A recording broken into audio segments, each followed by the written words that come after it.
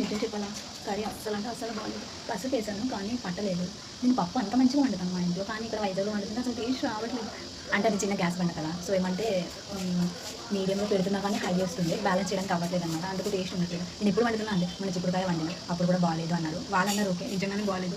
But still ఏమంటే అప్పుడు time 11, 11:30.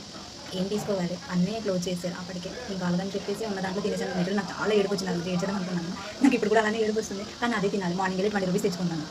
పెసరపప్పు, రెడ్డిపప్పు లేదంటే. సో అది తీసుకొని వచ్చినగానే ఎంతో ఎక్స్పెక్ట్ చేసుకున్న వేడి వేడి అన్నంలో చిక్కగా వండుకొని కొంచెం నెయ్యి వేసుకొని అలాగే దానికి పచ్చడి వేసుకొని తింటే ఆహా అని ఇక్కడ ఊహించుకున్నాను. బట్ తినాలి కదా, కడుపుని నింపుకోవాలి, లేకపోతే ఆకలేస్తుంది. ఫుల్లుగా పడుకోవాలి. మళ్ళీ మనం మాట చెప్పుకున్నాం ఏంటంటే డ్యూటీ ఉన్న టైంలో అసలు ఇవ్వాలనిపించాలి, అలా అనే స్లీప్లో ఉండాలనిపిస్తుంది. అదే తీత పని ఇచ్చాను అనుకో, అసలు ఎంత తొందరగా వెళ్ళిపోవచ్చుందంటే హ్యాపీనెస్ లేకపోతే ఏమో వాటెవర్ నాకు తెలియదు. కానీ లిటరల్ నేను మార్నింగ్ 6కి లేచిన, 6 కాదు 5:30కి లేచిన. ఆ తర్వాత మళ్ళీ చూసాను 5:40, మళ్ళీ చూసాను 5:50, 5:60, అలా 6 అయ్యి 6:30 అవుతాయి. అప్పుడు నాకు ఇప్పుడు ఇంకా నిద్ర రావట్లేదు. పడుకోవాలని ఉంది కానీ నిద్ర రావట్లేదు.